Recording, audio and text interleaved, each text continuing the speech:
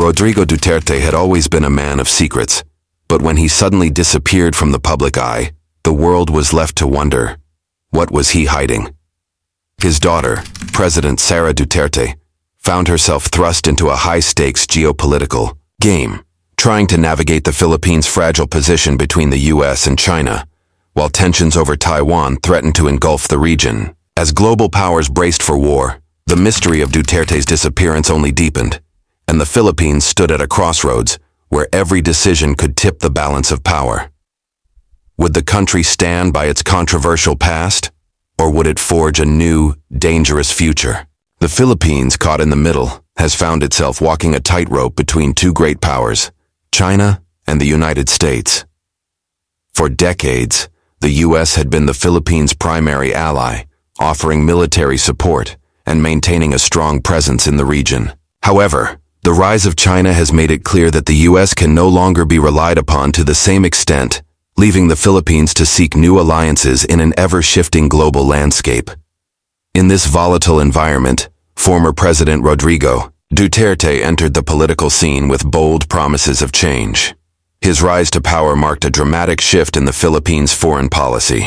He called for a pivot away from traditional Western alliances, specifically the US, and towards China. Duterte's rhetoric and actions, at times seemingly contradictory, made it clear that he was willing to overlook past disputes with China in exchange for economic opportunities.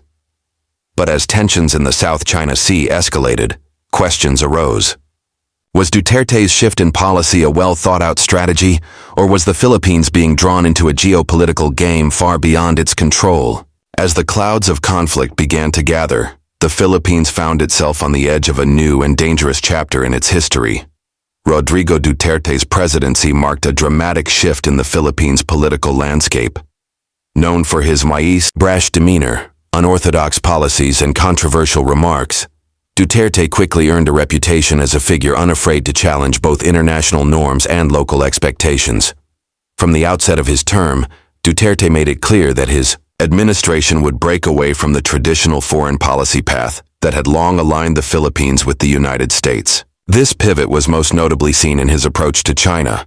For decades, the Philippines had been in a constant struggle with China over territorial disputes in the South China Sea. The US had been the country's main ally in this fight, offering support, military presence, and diplomatic backing in the face of Beijing's expanding influence. However, Duterte's stance was different. Rather than following in the footsteps of previous leaders, he sought to soften tensions with China, even to the point of downplaying the Philippines' legal victory in 2016 at the Permanent Court of Arbitration, which ruled against China's expansive territorial claims. Duterte's statements and actions suggested that he saw economic benefits in aligning with China, particularly in the areas of trade, investment, and infrastructure development. Throughout his presidency, Duterte courted Chinese investments, often at the expense of angering traditional allies like the US.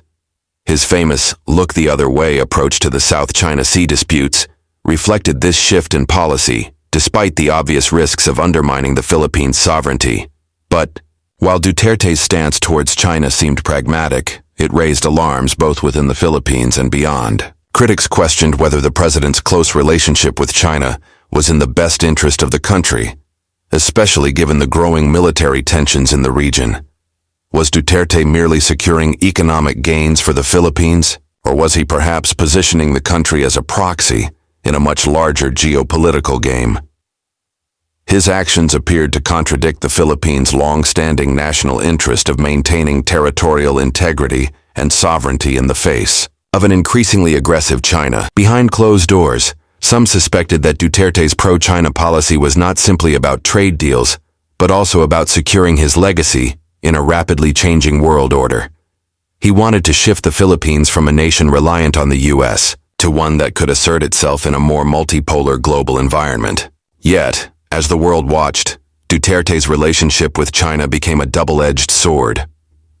While economic deals and infrastructure projects promised growth, the shadow of territorial disputes lingered, leaving many to wonder, was Duterte's pro-China strategy leading the Philippines toward new opportunities or into the heart of a looming conflict? As the years passed, the situation in the South China Sea grew more perilous, with China's assertiveness in the region becoming impossible to ignore. The construction of artificial islands, the militarization of disputed territories, and China's increasingly aggressive rhetoric had shifted the dynamics of the entire region.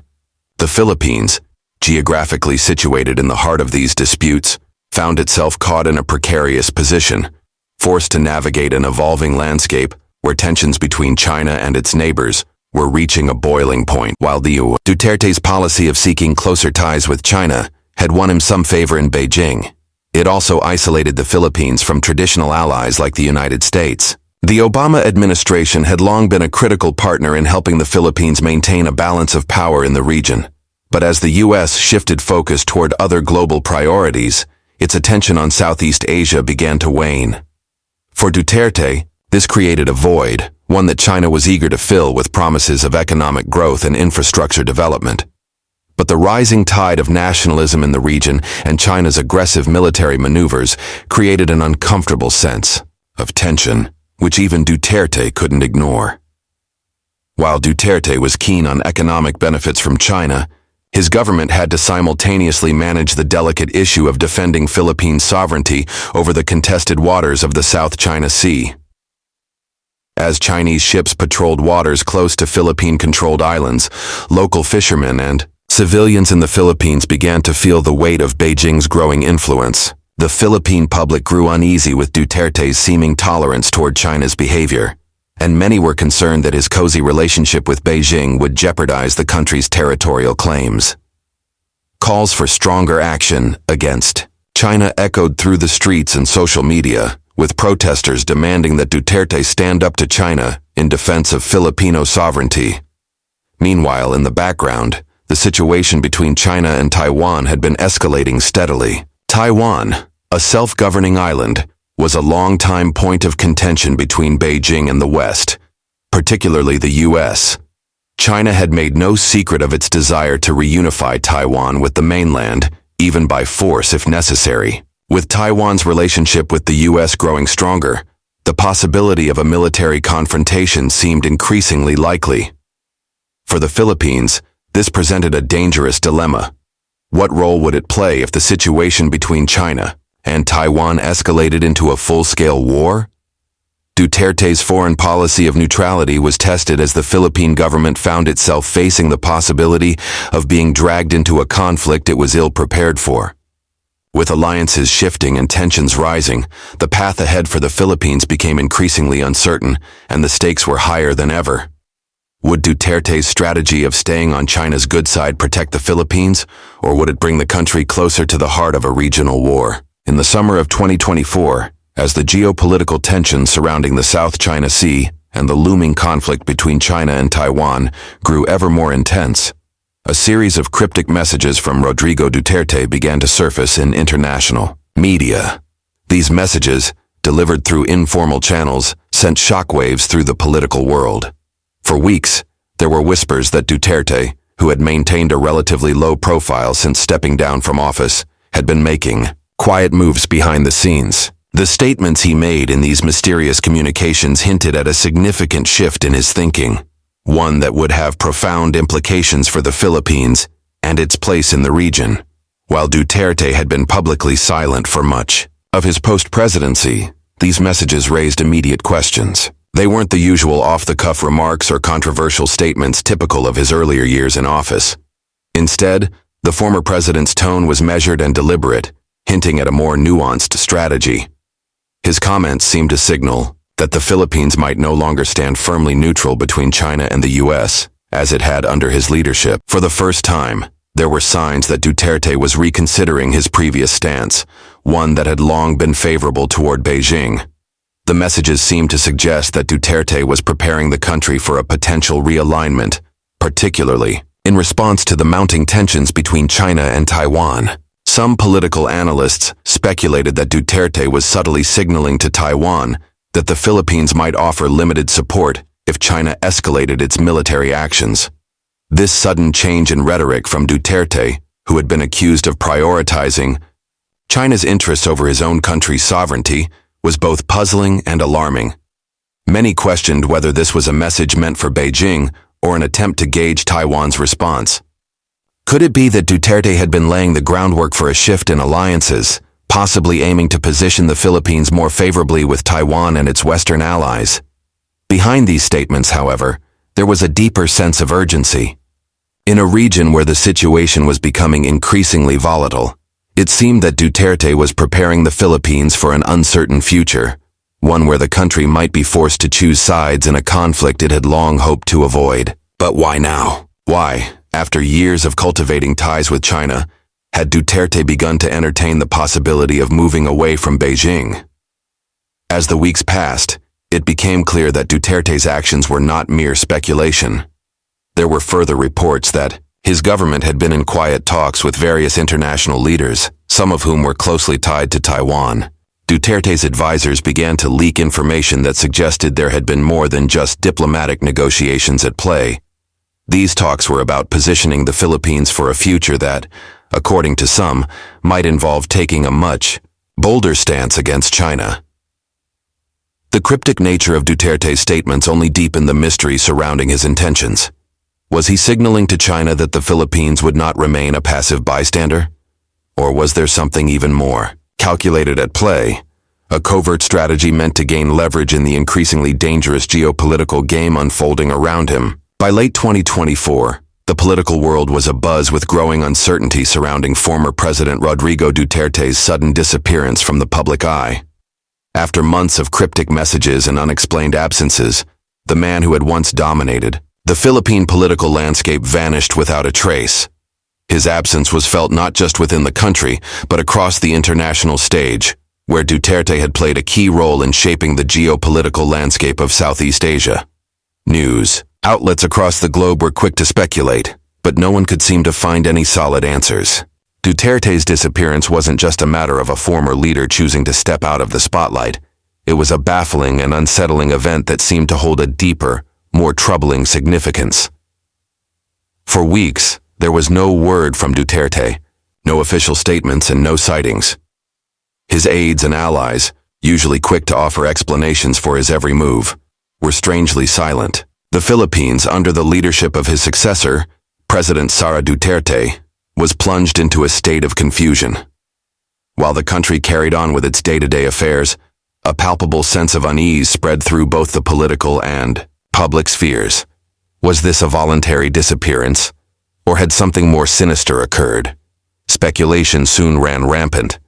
Some claimed that Duterte's absence was a result of health issues, a rumor that had been circulating during his time in the office. Others suggested that his disappearance was connected to a covert political maneuver, something designed to throw off both his political opponents and the global powers watching the region.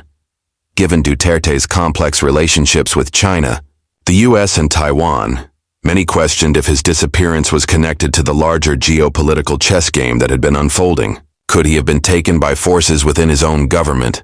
Or was his disappearance the result of an international conspiracy involving the very countries he had tried to balance during his presidency? The mystery only deepened when sources close to the government hinted at the possibility of Duterte being involved in sensitive negotiations, both with Taiwan and China. There were whispers that, in the months leading up to his disappearance, he had been quietly working behind the scenes, negotiating a secret deal that could shift the balance of power in the region. But what kind of deal could justify his sudden vanishing act? Was Duterte in hiding, taking a step back from the public eye to ensure the success of a larger, more dangerous plan? As the days turned into weeks, and weeks into months, the question remained: where was Duterte? And what, exactly, was he preparing the Philippines and the world for? His disappearance left behind a trail of unanswered questions, and the world's eyes were now fixed on the Philippines, awaiting the next revelation in this unfolding geopolitical mystery. As months passed without any sign of Rodrigo Duterte, the silence surrounding his disappearance only seemed to deepen. It was as if he had vanished into thin air, leaving behind no trace of where he had gone or why. While the world speculated about his health, his political maneuvering, and even his possible involvement in shadowy international dealings, the Philippine government remained tight-lipped. Duterte's absence was more than just the disappearance of a former leader. It was a critical piece of a much larger puzzle, and those who had been close to him seemed to be either absent or unwilling to provide answers. It wasn't until several weeks later that a small but significant piece of the puzzle began to emerge. A former high-ranking ally of Duterte, who had remained out of the spotlight since the end of his presidency, gave an exclusive interview to a respected international news outlet. In this interview, the former official hinted at the possibility that Duterte's disappearance was part of a broader political strategy. According to the source, Duterte had been involved in secretive discussions with both the United States and Taiwan in the months leading up to his Vanishing Act. These discussions, it seemed, were not only about the Philippines' future in the South China Sea, but also about its role in the impending conflict between China and Taiwan. The former ally described Duterte as someone who was always thinking several steps ahead, someone who understood the delicate balance of power in the region and who was willing to make bold, even dangerous moves if necessary. According to the source, Duterte had become increasingly concerned about the growing tensions between China and Taiwan and the possibility that the Philippines could be dragged into a war it wasn't prepared for. In the final months before his disappearance, Duterte had been quietly meeting with Taiwanese officials, exploring the potential for a partnership in the event of a Chinese military escalation. These meetings were held in secret, away from the public eye, to avoid angering China or alarming the U.S. But there was more. The former official hinted at the possibility that Duterte had been working on a secret deal with China as well. This deal, still shrouded in mystery, was said to involve a level of military cooperation and access to the Philippines' strategic ports and airfields in exchange for Chinese investment and infrastructure development. Duterte, according to the source, had believed that such a deal would not only secure economic prosperity for the Philippines, but also keep it on China's good side as tensions with the West grew. The former ally's revelations sent shockwaves throughout the political establishment. If true, Duterte's disappearance could have been part of a calculated effort to shield the country from the fallout of these secret negotiations. His sudden absence allowed the government to continue operating without the pressure of public scrutiny while giving him the space to finalize these high-stakes discussions. What remained unclear was whether the plan was a success, or if Duterte's disappearance had been part of a larger power struggle within the Philippines itself. As the world awaited further details, the implications of the former president's actions grew ever more significant. Could Duterte's disappearance be the key to understanding the Philippines' role in the coming conflict? And would the country ultimately align itself with China, Taiwan, or a much more dangerous third option? The answers remained just out of reach, but the mystery surrounding Duterte's role in the larger geopolitical crisis was only just beginning to unravel. As tensions between China and Taiwan reached a fever pitch in the winter of 2024, the United States found itself once again at the center of the conflict. With its historical ties to Taiwan and its strategic interests in Southeast Asia, the U.S. became increasingly involved in the region, sending military support and diplomatic messages that made it clear it would not allow China to easily take control of Taiwan. For the Philippines, this new reality was both a blessing and a curse. The country's long-standing alliance with the U.S. had provided it with security in uncertain times, but Duterte's disappearance left the Philippines without a clear leader to navigate the complexities of its foreign policy. The absence of Duterte created a power vacuum that raised questions about the future direction of the country.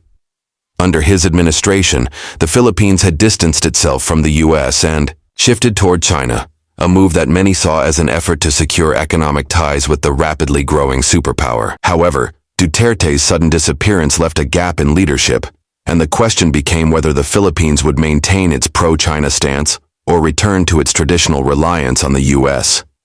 The U.S. was watching the situation closely. As the Philippines became more of a focal point in the escalating conflict, American officials began to question whether the country's leadership could be trusted to remain neutral, or if it might eventually lean toward China in the event of an all-out war between the two powers.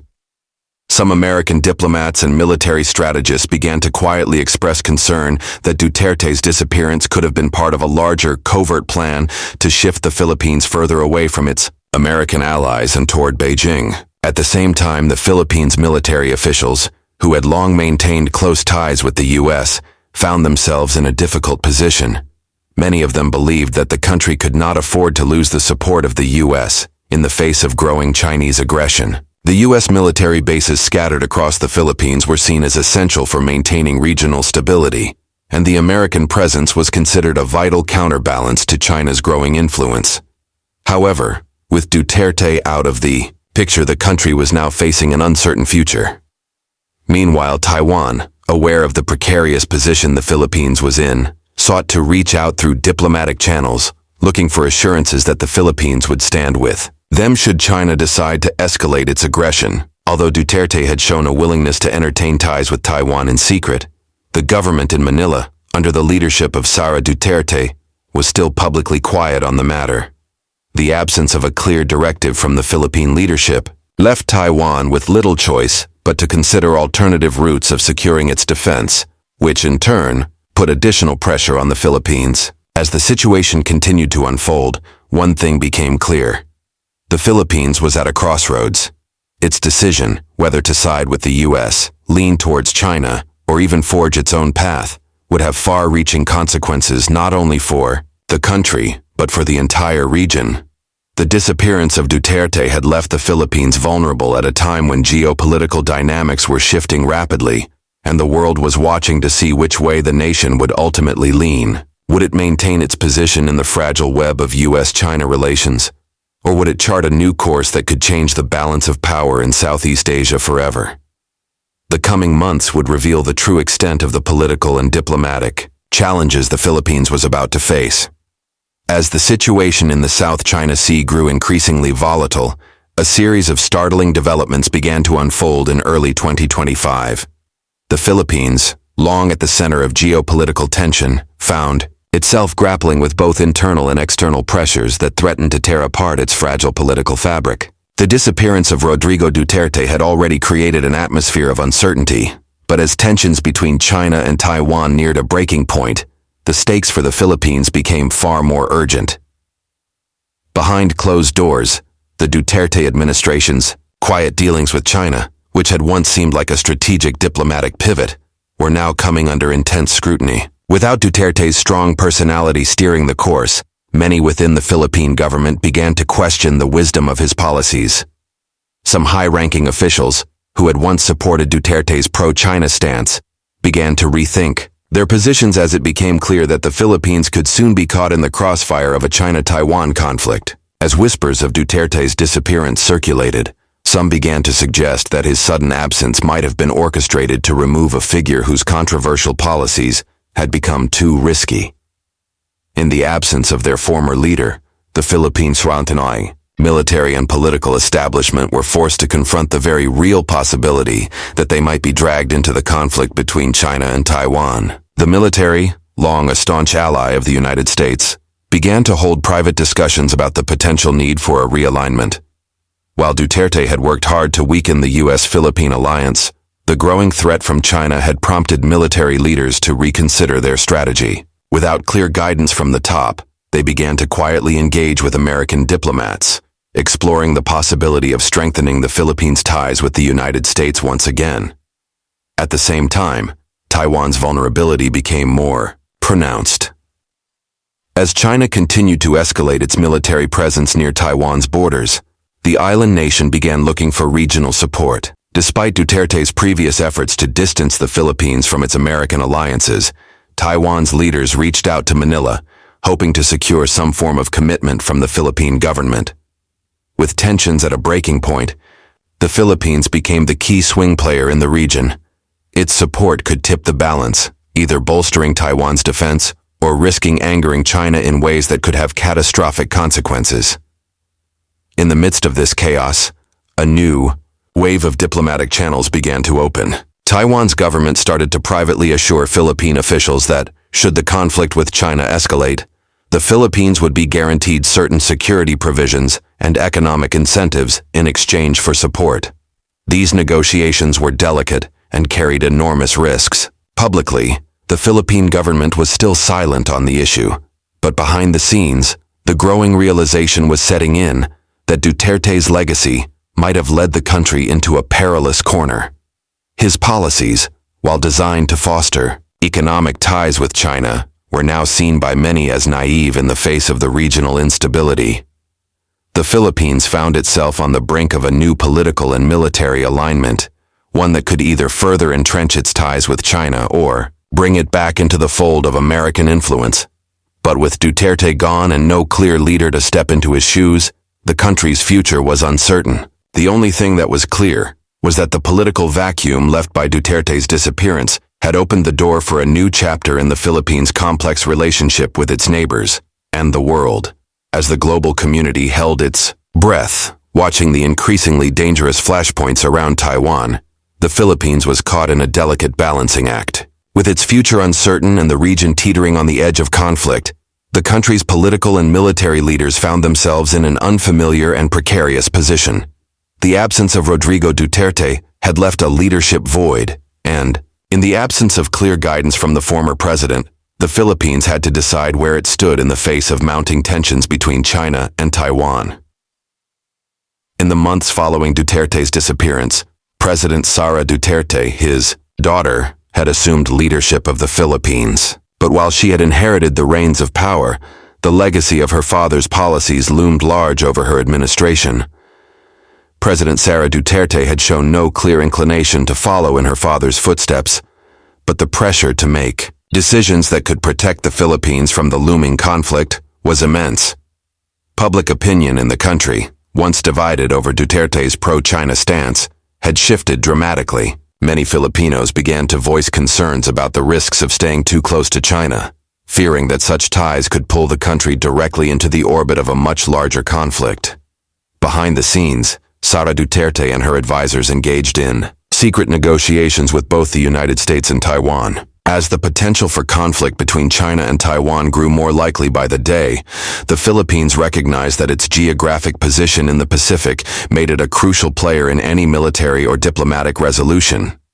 Taiwan, aware that it would not be able to defend itself alone against a full-scale Chinese invasion, looked to the Philippines as a key strategic ally. Diplomatic back channels were opened, with Taiwan offering trade deals, security agreements, and even military cooperation should the conflict escalate.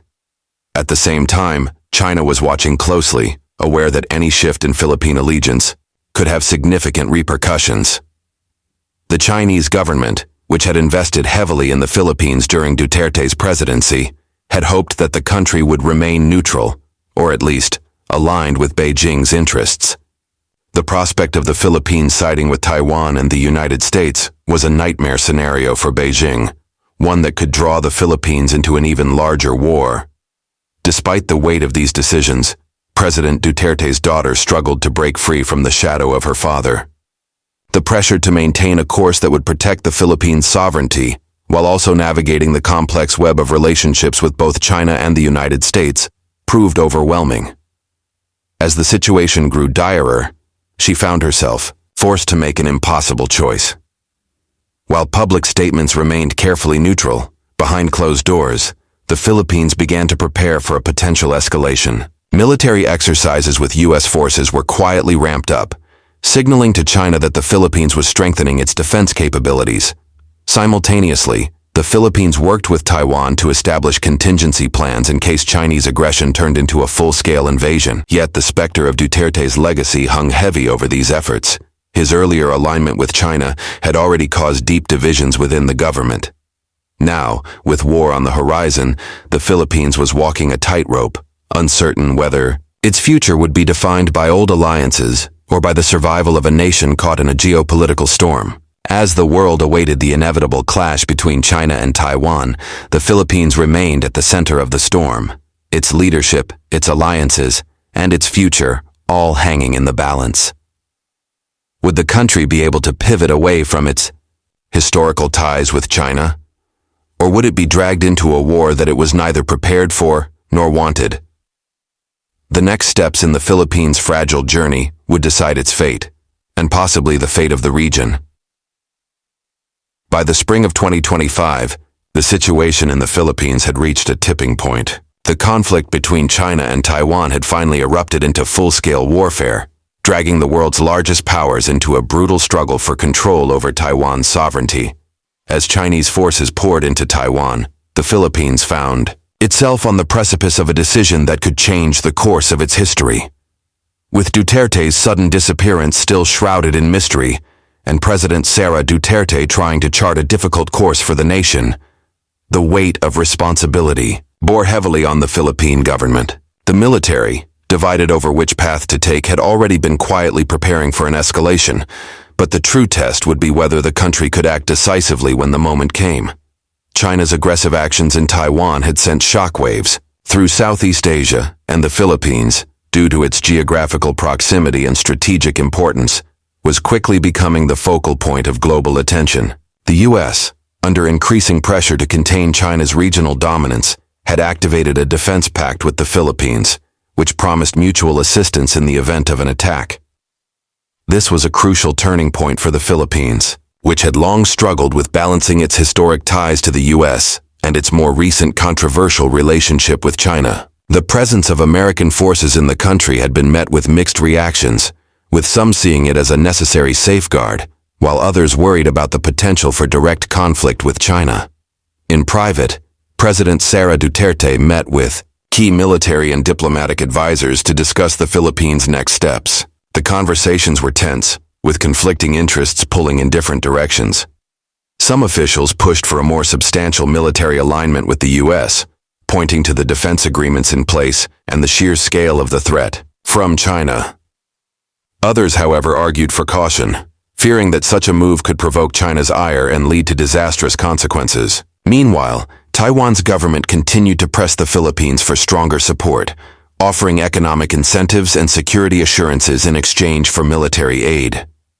With the situation growing more critical by the day, the Philippines made a bold decision.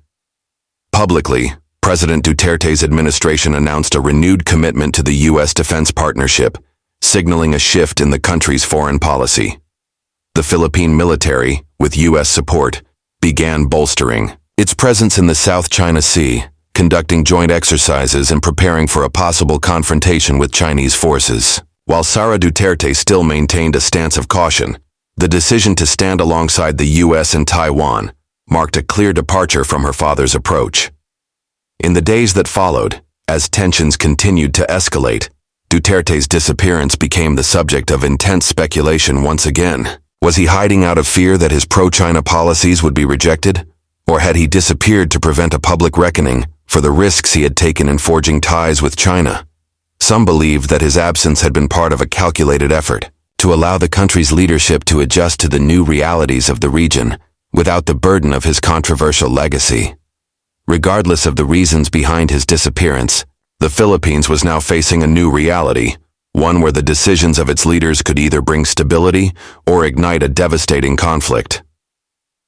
The country had chosen its path, a cautious alignment with the U.S. and Taiwan, and a defense of its territorial sovereignty. But the question remained: would this new course be enough to protect the Philippines from the full force of the China-Taiwan conflict? Or had the nation already been drawn too deeply into the war? As the region braced for further escalation, the Philippines stood at the crossroads of history, with its future uncertain and its role in the unfolding crisis still unclear.